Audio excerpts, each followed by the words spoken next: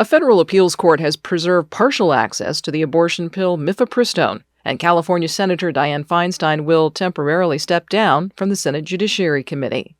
Good morning, I'm Corva Coleman from NPR News, and here are today's top stories. A federal appeals court panel in New Orleans has preserved access to the abortion pill Mifepristone, but NPR's Dave Mistich says the appeals court panel is imposing stricter rules to obtain the medication. A ruling last week by a judge in Texas blocked the FDA's decades-long approval of Mifepristone.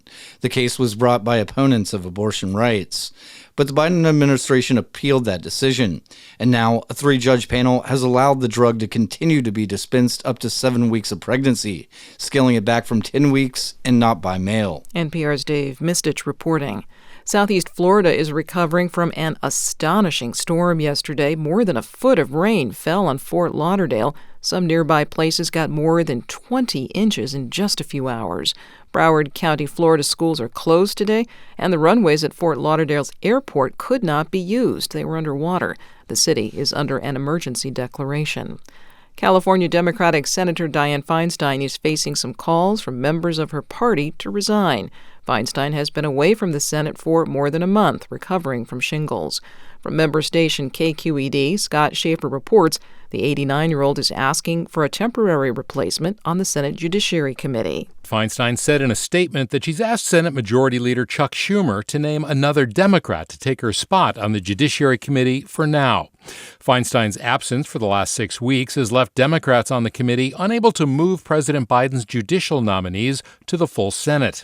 Jessica Levinson from Loyola Law School in L.A. says time is of the essence for Democrats. There always is a clock when it comes to judicial nominees, and as more time goes by, it becomes more politically difficult. Representative Ro Khanna of California and other Democrats have called on Feinstein to resign from her seat, but the 89-year-old senator says she intends to return after she recovers. For NPR News, I'm Scott Schaefer in San Francisco. President Biden addresses the Irish Parliament today, the latest stop on his visit to the Republic of Ireland and Northern Ireland. NPR's Frank Langfitt reports from Dublin. Biden is also focusing on his Irish roots. Biden visited a castle along the coast yesterday where his great-great-grandfather on his mother's side, Owen Finnegan, sailed with his family to New York in 1849.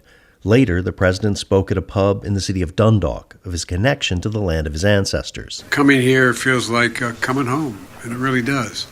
The way, every time I've come, the welcome, the people on the streets, they're just so gracious to us. On Friday, Biden travels to County Mayo. He'll speak at a cathedral in Ballina, where his great-great-great-grandfather, Edward Blewett, supplied thousands of bricks for its construction, before he, too, sailed with his family to America during the Irish famine. Frank Langfitt, NPR News, Dublin. This is NPR.